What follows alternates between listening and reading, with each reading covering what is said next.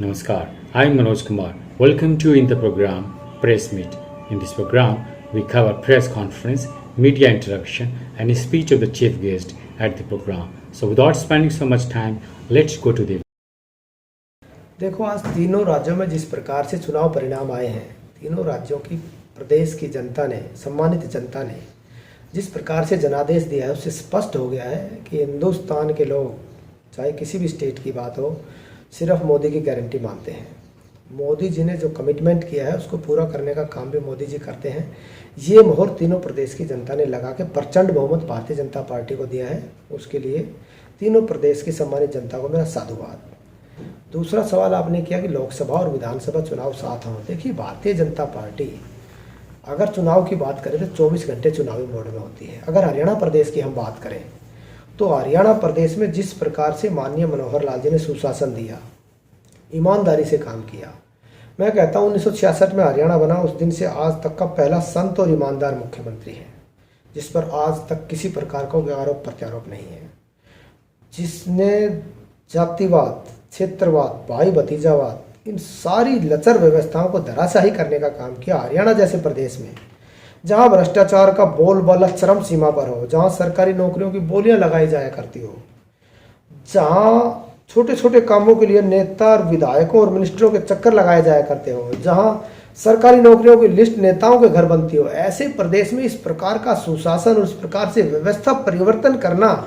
ये दिखाता है कि हरियाणा जैसे प्रदेश में इस प्रकार का ऐतिहासिक संत और ईमानदार मुख्यमंत्री प्रदेश को कभी नहीं मिला। और आज प्रदेश की जनता लालालियत है, चाहे आप लोकसभा के साथ चुनाव करवा लें, चाहे बाद में करवा लें, प्रचंड बहुमत से भारतीय जनता पार्टी की सरकार बनेगी और लोग तीसरी बार ऐसे संत और ईमानदार मुख्यमंत्री को मुख्यमंत्री देखना चाहिए। देखिए मनोज जी, बड़ा अच्छा सवाल आपने किया। एक ऐसा वंचित समाज, एक ऐसा पीड़ित समाज, अनुसूचित वर्ग, जिसको आज तक के इतिहास में वोटों का साधन समझा जाता हो, सिर्फ वोटों का साधन समझ के उनको इस्तेमाल करके और उनको गंदी नाली के कीड़े की तरह समझा जाता हो, वोटों के उसमें इस्तेमाल करके उसके बाद उनकी सुध नहीं ली जाती हो। हरियाणा जैसे प्रदेश में 1966 में हरियाणा बना, उस दिन से आज तक किसी मुख्यमंत्री ने उस समाज की सुध नहीं ली, सिर्फ उसको इस्तेमाल किया। मैं आपको आंकड़े के आधार पर बताऊंगा। एक बड़ा आंकड़ा, भूपेंद्र सिंह हुड्डा 10 साल का कार्यकाल रहा। 10 साल के कार्यकाल में 8.5 लाख बीपीएल कार्ड होते थे, जिनको सरकारी सुविधाओं का लाभ मिल रहा था। मुख्यमंत्री मनोहर लाल जी ने आने के बाद एक ऐसा पोर्टल हरियाणा प्रदेश को दिया जो 8.5 लाख की संख्या 40 लाख हो गई। जो 8.5 लाख लोगों को सरकारी सुविधाओं का लाभ मिल रहा था, वो 40 लाख लोगों को मिल रहा है।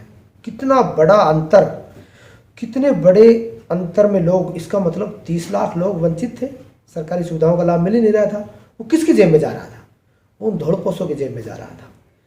एकदम भ्रष्टाचार को धराशाही करने वाला, जात धर्म और पार्टीबाजी से ऊपर उठ के काम करने वाला अगर कोई संत मुख्यमंत्री है तो मनोहर लाल जी हैं। 3 मांग अनुसूचित वर्ग की बहुत पुरानी रही, 1966 से आज तक। दलित वर्ग मांग करता रहा अनुसूचित जाति आयोग। छोटी छोटी जो पीड़ित व्यक्ति, प्रताड़ित व्यक्ति हमारे समाज का होता था, क्योंकि इनका सुनने वाला तो कोई था नहीं। पैसे का बोलबाला था यहाँ, सिफारिश का बोलबाला यहाँ था। अगर किसी को नौकरी लगनी है तो पैसे दो, पूर्व की सरकारों में तो चलन रहा है। लेकिन मनोहर लाल जी ने इन सारी लचर व्यवस्थाओं को धराशायी कर दिया और एक ऐसी व्यवस्था हरियाणा प्रदेश में की, एक ऐसी कमीशन जो पूरे देश में काम करता था। जो पीड़ित प्रताड़ित व्यक्ति होता था, अपनी छोटी छोटी समस्याओं को लेकर दिल्ली जाना पड़ता था। समाज के लोग इकट्ठा होकर चंदा इकट्ठा करके अपनी समस्याओं को लेकर दिल्ली भागते थे। उस दिन से आज तक अनुसूचित जाति आयोग की मांग रही है, लेकिन किसी ने उसकी तरफ सोचा नहीं। माननीय मुख्यमंत्री मनोहर लाल जी ने एक कलम से अनुसूचित जाति आयोग बना के अमली जामा पहना के उसके सारे मेंबर और चेयरमैन आज काम कर रहे हैं। दूसरी बड़ी मांग रही थी सफाई कर्मचारी आयोग की। आपने देखा होगा, सफाई कर्मचारी छोटे छोटे सीवर में उसके, कोई गैस से उससे एक्सपायर हो गया, कोई उसमें घुसने के उससे एक्सपायर हो गया, क्योंकि इस प्रकार का सिस्टम सफाई कर्मचारियों को था नहीं। सफाई कर्मचारी आयोग बना के उसको अमली जामा पहना के हरियाणा प्रदेश में प्रॉपर काम कर रहा है और बहुत सारे चूल अचूल परिवर्तन सफाई कर्मचारियों को दिए। तीसरी मुख्य मांग थी प्रमोशन में रिजर्वेशन, जो आपने अभी जिक्र किया। प्रमोशन में रिजर्वेशन एक इतनी बड़ी मांग दलित समाज की थी। बहुत सारे हमारे दलित नेता आए, जिसमें डॉक्टर उदित राज एक था जिसने SC/ST कॉन्फेडरेशन बनाई, पूरे देश में एक बहुत बड़ा आंदोलन खड़ा किया जिसमें हरियाणा की बहुत ज़्यादा भागीदारी रही, लेकिन पूर्व मुख्यमंत्रियों ने किसी ने सुनी तक नहीं।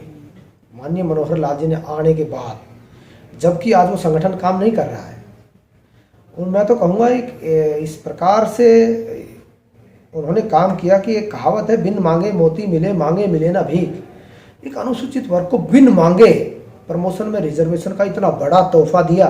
मैं आपको बताऊं मनोज जी, क्लर्क भर्ती होता था तो 60 साल में क्लर्क रिटायरमेंट हो जाता था। आज क्लर्क भर्ती होकर वो HCS तक जा सकता है। प्रमोशन में रिजर्वेशन एक इतना बड़ा अनुसूचित वर्ग के लिए काम किया है मनोहर लाल जी ने, मील का पत्थर साबित होगा।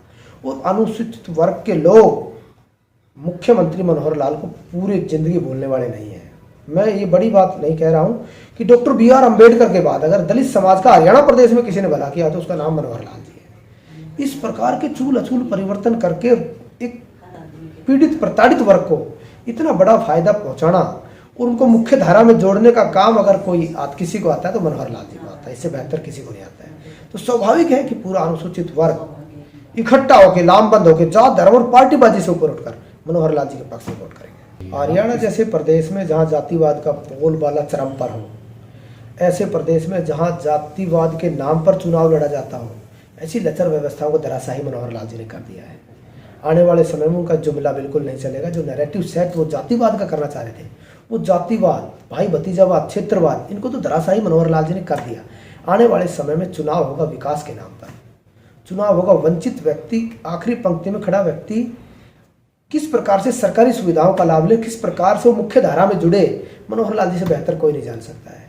ये भाई भतीजावाद, क्षेत्रवाद, जातिवाद, ये नारे चलने वाले नहीं हैं। अभी तो मनोहर लाल जी का जादू, जिस प्रकार से मनोहर लाल जी ने चूल अचूल परिवर्तन हरियाणा प्रदेश में किए हैं, किस प्रकार से जातिवाद को तोड़कर एक मुख्य धारा में सबको जोड़ने का काम किया है।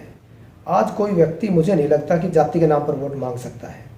उन्हें सबको धराशायी कर दिया। और आने वाले समय में आप देखना, विधानसभा चुनाव हो चाहे लोकसभा हो, 10 की 10 लोकसभा प्रचंड बहुमत से तीसरी बार फिर से प्रचंड बहुमत से भारतीय जनता पार्टी की विधानसभा में सरकार बनेगी और तीसरी बार ऐसे संत और ईमानदार मुख्यमंत्री को प्रदेश की जनता मुख्यमंत्री बनाने का काम करेगी। हमें तो गर्व है, हमें पोर्टल की सरकार कह रहे हैं, उसी पोर्टल का तो जादू है जो 8.5 लाख का आंकड़ा 40 लाख पे पहुंच गया।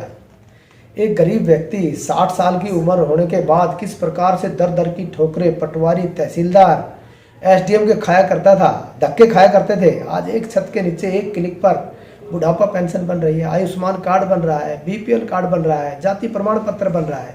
हमें गर्व है, हम पोर्टल की सरकार है। और इस प्रकार का एक व्यवस्था परिवर्तन करके हरियाणा प्रदेश में एक हमने ऐसी सुशासन हरियाणा प्रदेश में दिया, विकसित देशों की तर्ज पे, जहां विकसित देश एक छत के नीचे 500 से ज़्यादा योजनाओं का लाभ मिले, एक बड़ा चैलेंज मुख्यमंत्री ने करके दिखाया है। और हमें फिर से मैं कह रहा हूँ, हमें गर्व, हम पोर्टल की सरकार है और किस प्रकार से हम लोगों को घर बैठे सुविधा दे रहे हैं। उनकी कार्य क्षमता को देखते हुए, उनकी नेतृत्व क्षमता को देखते हुए, किस प्रकार से व्यवस्था परिवर्तन हरियाणा प्रदेश, जहाँ उन्होंने सत्ता संभाली, जो भ्रष्टाचार, जातिवाद, भाई भतीजावाद, क्षेत्रवाद, इनका बोलबाला हो, और ऐसे प्रदेश में इस प्रकार का विकास करना और 10 साल सुशासन चलाना ईमानदारी से, 10 साल के कार्यकाल में विपक्ष का व्यक्ति भी उन पर कोई दाग नहीं लगा सकता है। मुझे लगता है हिंदुस्तान में सबसे ईमानदार मुख्यमंत्री है। एक ऐसे ईमानदार और संत मुख्यमंत्री को वहाँ की जिम्मेदारी दी है। मुझे लगता है कि वहाँ का जो नेतृत्व है, मध्य प्रदेश को एक अच्छा नेतृत्व हरियाणा प्रदेश जैसा संत और ईमानदार मुख्यमंत्री वहाँ को मिलेगा, इसमें कोई संदेह नहीं।